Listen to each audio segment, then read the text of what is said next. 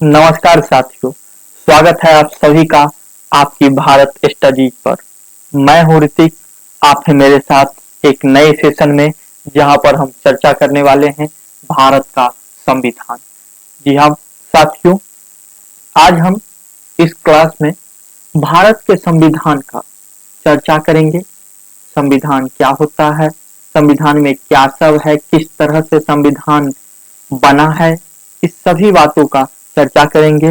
अनुच्छेद 1 से लेकर पूरा अनुच्छेद का हम डिटेलिंग करेंगे, एक एक बातों को अच्छे से जानेंगे, समझेंगे। तो आइए आगे बढ़ते हैं। भारतीय संविधान, ये जो आप देख रहे हैं ये अभी न्यू पार्लियामेंट बिल्डिंग है। जो पुरानी बिल्डिंग थी वो ये थी जो अभी बंद हो चुकी है, और न्यू पार्लियामेंट बिल्डिंग में अब संसद भवन संचालित होता है।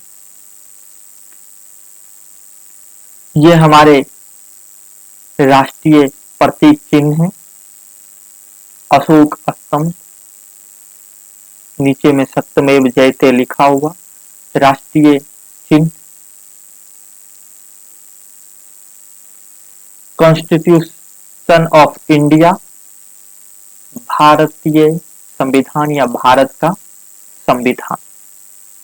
जो मेन बुक है ना, उसका फर्स्ट पृष्ठ, जो बुक का जो कवर ऊपर का है वो यही है। ये ओरिजिनल बुक का पिक्चर है, और उस ओरिजिनल बुक का जो फर्स्ट कवर है उसमें यही डिजाइन और इसी तरह से लिखा हुआ है। तो ये वही पिक्चर है। ये प्रिम्बल का है, प्रस्तावना का पिक्चर ओरिजिनल। ये प्रस्तावना भारत का जो आप देख सकते हैं, इसके बारे में भी हम बात करेंगे कि प्रस्तावना में क्या है, कैसे है, क्या जोड़ा गया है प्रस्तावना में, किस तरह से, इसके बारे में भी जानकारी लेंगे। जो संविधान की ओरिजिनल कॉपी है ना, उसे एक गैस चैम्बर में रखा गया है। क्यों और कौन सा गैस चैम्बर में? तो हीलियम जो गैस होता है उसके चैम्बर में इस संविधान के कॉपी को रखा गया है। आप देख सकते हैं ये एक गैस चैम्बर है, और इसी के अंदर में संविधान के ओरिजिनल कॉपी जो हाथ से लिखा गया है उसको रखा गया है। और हीलियम में इसीलिए रखा गया है कि हीलियम जो है ना, वो कागज को, जिस पेपर पे लिखा गया है उसको खराब होने से, गलने से, इससे संरक्षित करता है, बचाता है। इसलिए हीलियम गैस के चेंबर में इसको रखा गया है। ये हमारे प्रेम बिहारी, ये बिहार के हैं। इन्होंने ही अपने हाथों से जो हमारा संविधान है उस संविधान को इन्होंने ही लिखा है। ये देख सकते हैं संविधान की कॉपी को। हमारे जो संविधान सभा के सदस्य थे वे सभी इस संविधान की कॉपी को देख रहे हैं संविधान लिखने के बाद कि ये पिक्चर है। ये पिक्चर समझिए तो अब मिलना भी मुश्किल है, इतना दुर्लभ है ये सब पिक्चर। तो अब आते हैं, बात करते हैं संविधान की। देखिए, कॉन्स्टिट्यूशन ऑफ इंडिया, संविधान क्या है? पहला तो प्रश्न यही बनता है। नियमों, कानूनों एवं परंपराओं का संकलन जो किसी देश के शासन को चलाने के लिए किया जाता है उसे हम संविधान कह सकते हैं। संविधान में क्या होता है? नियम होता है,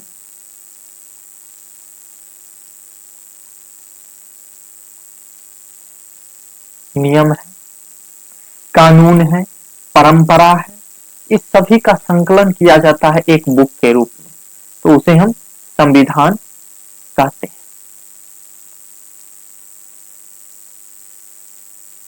आइए देखते हैं। देखिए, संविधान को समझना और संविधान में क्या है इसे समझने के लिए एक उदाहरण से समझते हैं। जैसे समझिए आपके पास एक बुक है, कोई भी आप अपना बुक ले लीजिए। मान लीजिए आपके पास एक मैथ का बुक है। उस बुक में जब आप बुक उल्टाइएगा ना, तो उसमें बहुत सारे टॉपिक लिखे होंगे, जैसे नंबर सिस्टम होगा, इसी तरह से बहुत सारे टॉपिक हैं। तो वो टॉपिक जो हुआ ना वो संविधान में हो गया संविधान का भाग।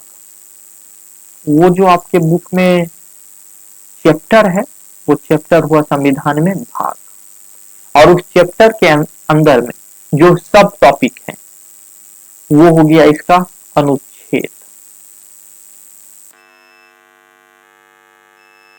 वो हो गया अनुच्छेद।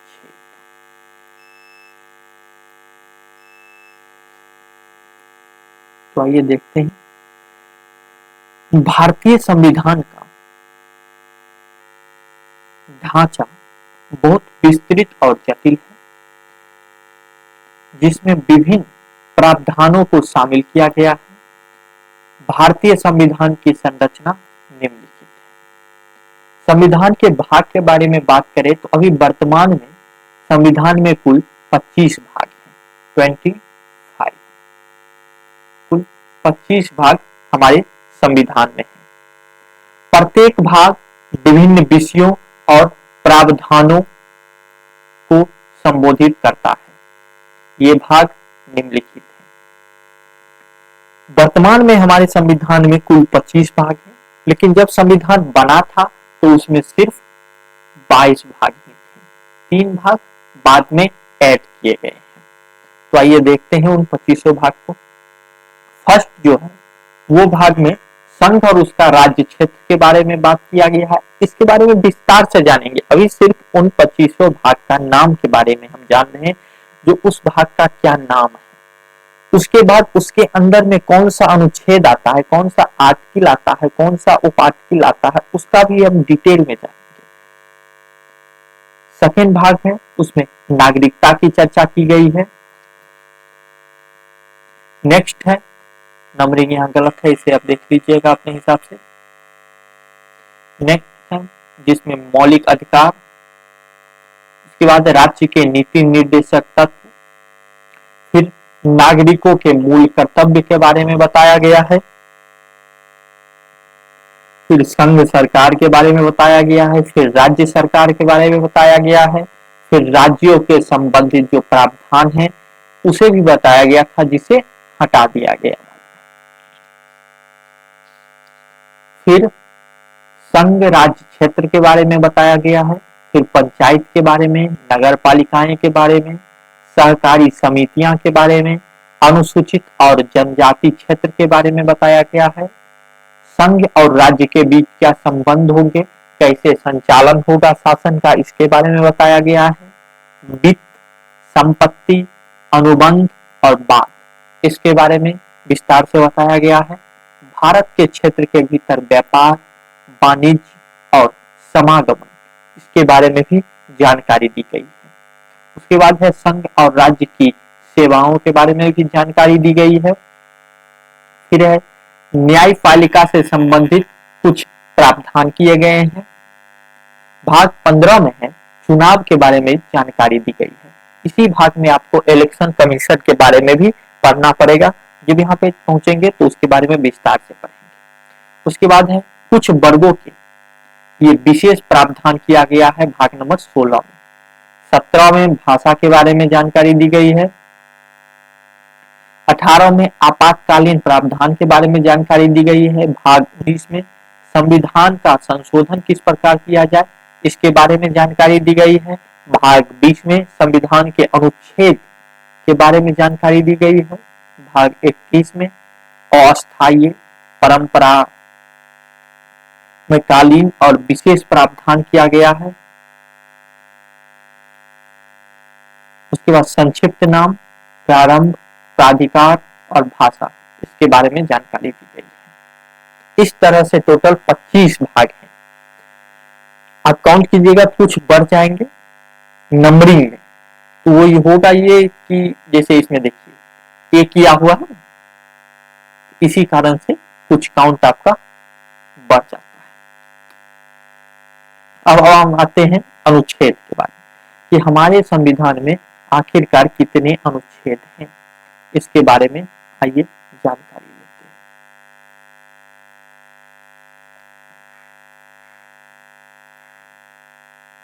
अनुच्छेद के बारे में, आर्टिकल भारतीय संविधान जब बन के तैयार हुआ था तब उसमें सिर्फ 395 ही अनुच्छेद थे।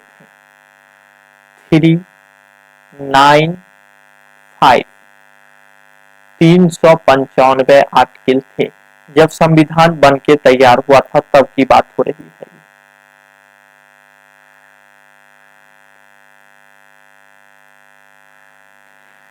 जो 22 भागों में विभाजित थे, और अभिभाग कितना है टोटल 25, तब सिर्फ 22 भाग थे और 395 अनुच्छेद थे। लेकिन अभी 22 भाग हैं और अभी 25 भाग हैं और 448 अनुच्छेद हैं। 448 ये एक बार आप चेक कर लीजिएगा कि ये आज का जो अपडेट होगा वो आप हमें कमेंट बॉक्स में बता सकते हैं। ये टाइपिंग हमको लग रहा है कुछ और बढ़ा है, तो इसका आप निश्चित रूप से चेक करके कमेंट में इसका आंसर दे दीजिएगा। इन अनुच्छेदों को विभिन्न भागों के अंतर्गत विभाजित किया गया है। देखिए, वो जो बुक जो हम आपको बोले थे ना, एक इमेजिंग कीजिए आप अपना मैथ का बुक, उस बुक में जो आपका चैप्टर था वो हो गया भाग, कुल 22 भाग अगर पुराने के हिसाब से हम चले, जो ओरिजिनल, क्योंकि नए में कुछ कम बेसी होते रहता है, तो जो मेन 22 था वो 22 भाग और 395 अनुच्छेद। तो उस बुक के जो चैप्टर है ना वो 22 हैं और उस चैप्टर में जो बातें लिखे गए हैं वो 395 टॉपिकों में लिखे गए हैं। ये हुआ आपका पूरा का पूरा संविधान का एक पुस्तक। लेकिन इसके बाद भी कुछ चीजें बच गई। 22 भाग में 395 टॉपिक लिखने के बाद, जिसे हम अनुच्छेद कहते हैं, उसे लिखने के बाद भी कुछ बातें बच गई। तो फिर हमारे संविधान निर्माताओं ने उसको अनुसूची कहा और उस अनुसूची को उस बुक के अंत में पिंच मार दिया। जैसे आप कुछ अपना नोट बनाए और नोट बना के उस बुक, मैथ के बुक के लास्ट में पिंच मार दिए, तो वो पिंच जो आप एक्स्ट्रा मारे हैं ना, उसी को अनुसूची कहा जाता है। और ऐसे अनुसूची थे कुल 8। जब हमारा संविधान बन के तैयार हुआ था तब अनुसूची थी 8, लेकिन वर्तमान में ये अनुसूची 12 है। अभी 12 अनुसूचियां हैं। इन अनुसूची के बारे में भी अभी हम जानकारी लेंगे। पहली अनुसूची है, उसमें राज्यों और संघ राज्य क्षेत्र की सूची और उसके क्षेत्र दिए गए हैं। दूसरी अनुसूची है, उसमें राष्ट्रपति, राज्यपाल, न्यायाधीश और नियंत्रक एवं महालेखा परीक्षक का वेतन निर्धारित किया गया है। तीसरी अनुसूची में संघ और राज्य सरकारों के अधिकारों द्वारा लिए जाने वाले शपथ पत्र और प्रतिज्ञाएं के बारे में वर्णन है। चौथी अनुसूची में राज्यसभा में राज्यों और संघ राज्य क्षेत्रों के लिए सीटों का विभाजन किया गया है। पांचवी अनुसूची में अनुसूचित क्षेत्रों और अनुसूचित जनजाति के प्रबंधन और नियंत्रण से संबंधित प्रावधान है। इसके बारे में डिटेल में हम पढ़ेंगे। ये सिर्फ आपको हम ये बता रहे हैं कि क्या नाम है उस टॉपिक का। जो अनुसूची 12 है उसका नाम क्या है, इसका अंदर में हमें बहुत कुछ पढ़ना है, लेकिन अभी सिर्फ ऊपर से उसका सिर्फ हमें नाम जानना है। जैसे हम भाग का नाम जाने थे ना, ये भाग जो आप टोटल देखे हैं, ये भाग का सिर्फ हम नाम जाने, इसके अंदर में पूरे 395 आर्टिकल हमें पढ़ना है और डिटेल में पढ़ना है। तो संपूर्ण ऐसे ही नहीं होता है ना, संपूर्ण में सब कुछ आना चाहिए, एक एक चीज आएगा तब आप संपूर्ण कहिएगा। ऐसे ऊपर ऊपर से निकल जाने को संपूर्ण आप कहिएगा नहीं, उसमें एक एक बात डिटेल से पढ़ना है। तो आइए अब छठी अनुसूची देखते हैं। उसमें असम, मेघालय, त्रिपुरा और मिजोरम के जनजातीय क्षेत्रों के प्रशासन के लिए प्रावधान किए गए हैं।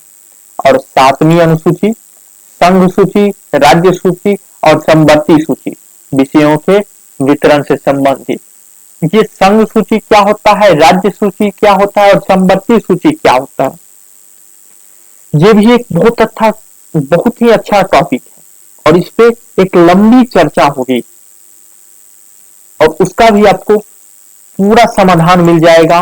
बाद में आपको कोई इसमें भी दिक्कत नहीं होगा, कभी भी जीवन में आप इन चीजों से नहीं भूल पाइएगा। 8वीं अनुसूची है संविधान में मान्यता प्राप्त भाषाओं की सूची। इसी 8वीं अनुसूची में भाषाओं के बारे में जिक्र किया गया है। 9वीं अनुसूची ऐसे कानून और प्रावधान जिनकी न्यायिक समीक्षा नहीं की जा सकती है उसे डाला गया है। हमारे संविधान में न्यायिक समीक्षा का प्रबंध किया गया है, लेकिन साथ ही कुछ ऐसे प्रावधान भी किए गए हैं, कुछ ऐसा जिसकी न्यायिक समीक्षा नहीं की जा सकती है। कुछ ऐसे अनुच्छेद दिए गए हैं जिस पर अगर संसद अपना कानून बनाती है तो वो न्यायिक समीक्षा से बाहर है, उसकी न्यायिक समीक्षा नहीं हो सकती है, उसे 9वीं अनुसूची में डाला गया है। 10वीं अनुसूची की हम बात करें तो दल बदल विरोधी कानून, इसे ऐड किया गया है राजीव गांधी के समय में। जब हमारे प्रधानमंत्री श्री राजीव गांधी जी थे उस समय में दल बदल विरोधी कानून को ऐड किया गया था। 11वीं अनुसूची पंचायती राज से संबंधित विषय और 12वीं अनुसूची नगर पालिकाओं से संबंधित विषय। इस तरह से टोटल 12 अनुसूची हमको पढ़ना है। हम पहले भाग पढ़ेंगे, पूरा का पूरा 25 भाग जो है उसका हम डिटेल अध्ययन करेंगे, उसके बाद हम इन 12 अनुसूचियों का अध्ययन करेंगे। संविधान में भागों की संख्या 25, अनुच्छेदों की संख्या 448, ये बढ़ा है, ये हम अभी आपको बोल देते हैं, आप निश्चित रूप से चेक करके कमेंट बॉक्स में कीजिएगा। अनुसूचियों की संख्या 12। ये वो आपका सिलेबस था जो हमको पढ़ना है, ये सिलेबस है, ये पढ़ाई अभी नहीं, अभी तो कुछ नहीं हुआ है इसका, अभी तो सिर्फ एक कह सकते हैं सिर्फ आपको एक खाका दिखाया गया है, मेन पढ़ाई तो अब होगा ना। ये तो सिर्फ वो चीज है जो हमें पढ़ना है।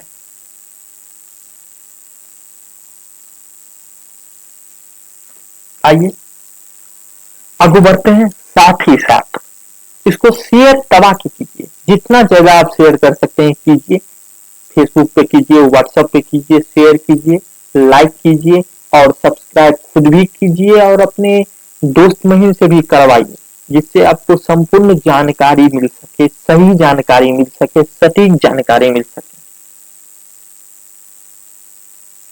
अब आते हैं भारत के संविधान की प्रस्तावना।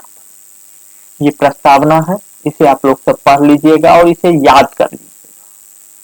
प्रस्तावना याद होना भी एक अच्छी चीज है, से आपके एग्जाम में याद रहने का कोई उद्देश्य नहीं है, लेकिन एग्जाम में होता क्या है, कुछ शब्द पूछ लिया जाता है, जैसे पंच निरपेक्ष, लोकतंत्र, गणराज, ऐसे कुछ 3 शब्द देंगे और चौथा कोई और शब्द दे देंगे और सवाल बनेगा कि भारत के संविधान की प्रस्तावना में इनमें से कौन सा शब्द नहीं है।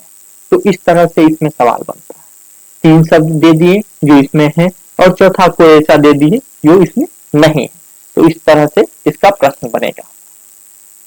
तो इसे याद निश्चित रूप से कर लीजिएगा। ये रहा अपना।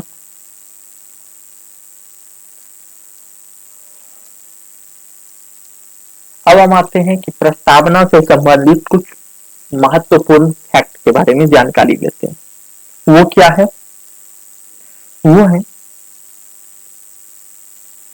कि प्रस्तावना को हम संक्षिप्त परिचय भी कहते हैं।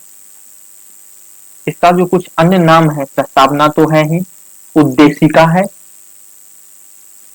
संक्षिप्त परिचय है, सार है, संविधान का सार भी इसे कहा जाता है, संविधान का सारांश भी इसे कहा जाता है, संविधान का दर्शन भी इसे कहा जाता है, संविधान की आत्मा भी इसको कहा जाता है। अब सवाल आपके ये बनता है कि संविधान की आत्मा प्रस्तावना को किन्होंने कही, तो उनका नाम बताना है जिन्होंने प्रस्तावना को संविधान का आत्मा कहा था।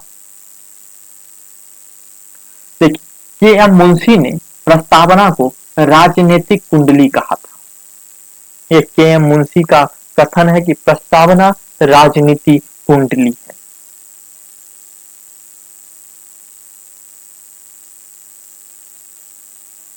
संविधान की प्रस्तावना नेहरू के उद्देश्य संकल्प पर आधारित है। यह प्रस्तावना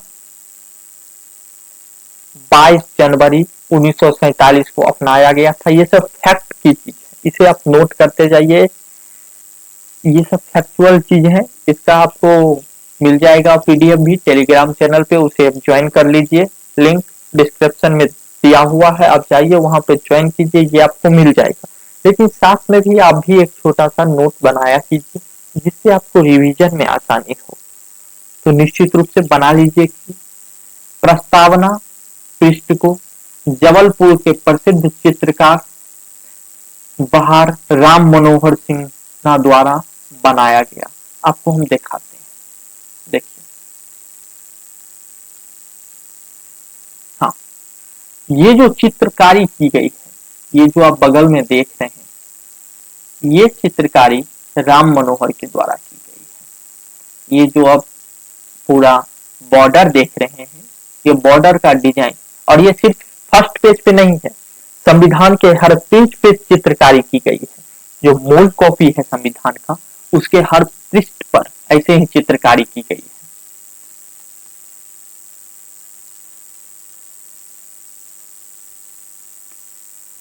और इस चित्रकारी करने वाले के नाम है राम मनोहर सिन्हा।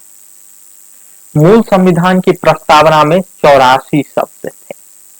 ये भी आपको एक फैक्चुअल चीज है, फैक्ट है, इसे आप याद कर सकते हैं। जबकि वर्तमान में 87 है।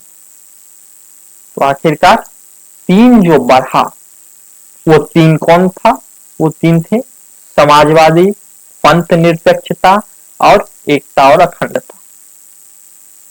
ये 3 बढ़े थे। कब बढ़े? तो 42वें संविधान संशोधन 1976। यहां से एक प्रश्न और बन रहा है कि 42वां संविधान संशोधन कब हुआ था? तो 1976 को हुआ था। और उसमें प्रस्तावना में संशोधन किया गया। प्रस्तावना में सिर्फ एक बार ही संशोधन किया गया है। ये भी प्रश्न बनता है कि प्रस्तावना में अब तक कितने बार संशोधन किया जा चुका है? तो प्रस्तावना में अब तक सिर्फ एक बार संशोधन किया जा चुका है, और वह है 42वें संविधान संशोधन 1976 में, जिसमें 3 शब्द जोड़ा गया था, समाजवादी, पंथ निरपेक्ष और अखंडता।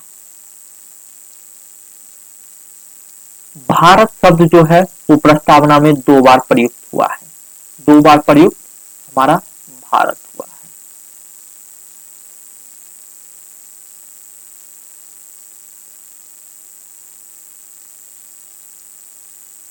भारतीय संविधान की प्रस्तावना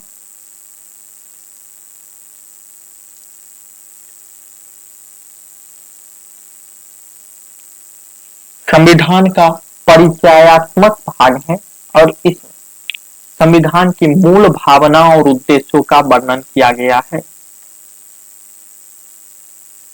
जहां भारतीय संविधान की प्रस्तावना से संबंधित कुछ महत्वपूर्ण तथ्य दिए गए हैं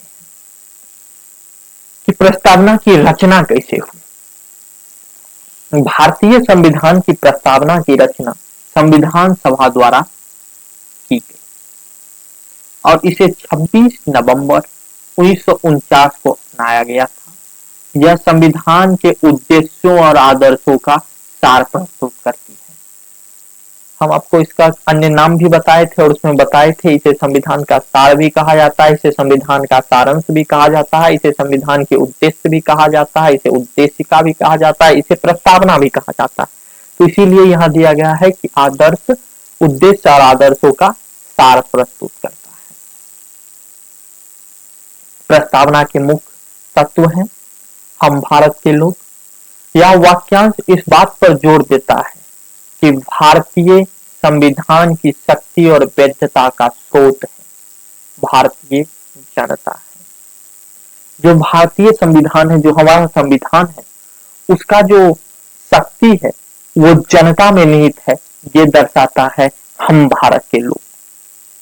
संपूर्ण प्रभुत्व संपन्न से तात्पर्य है कि भारत एक संप्रभु राष्ट्र है जिसे किसी भी अन्य शक्ति के अधीन नहीं किया जा सकता है। समाजवादी से तात्पर्य है जो 1976 में 42वें संविधान संशोधन द्वारा जोड़ा गया, जो इस बात पर जोर देता है कि भारत में आर्थिक सामाजिक समानता होनी चाहिए। धर्मनिरपेक्ष, जिसे भी 42वें संविधान संशोधन द्वारा जोड़ा गया,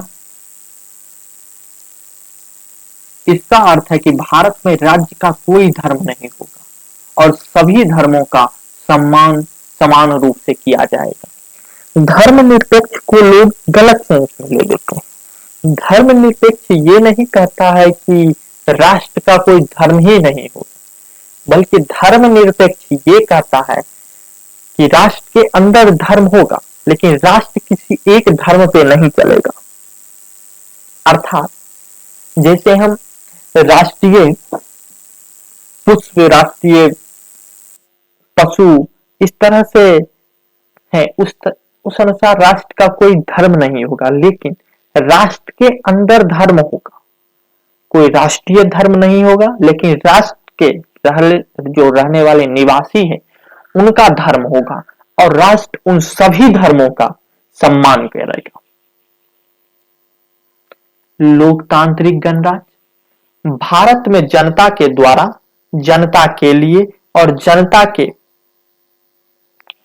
लिए चुनी गई सरकार होती है और इसमें कोई भी व्यक्ति जन्म से नहीं बल्कि चुने जाने से शासन करता है। ये लोक गणराज्य का ये मतलब समझाया गया है कि गणराज्य क्या है। प्रस्तावना का उद्देश्य क्या है, इसके बारे में जानकारी लीजिए। न्याय, सामाजिक, आर्थिक और राजनीतिक न्याय को सुनिश्चित करने का संकल्प प्रस्तावना का मुख्य उद्देश्य है। स्वतंत्रता की अगर हम बात करें तो विचारों की स्वतंत्रता, अभिव्यक्ति की स्वतंत्रता, विश्वास की स्वतंत्रता, धर्म की स्वतंत्रता, उपासना की स्वतंत्रता, इस सभी स्वतंत्रता के बारे में बात किया गया है।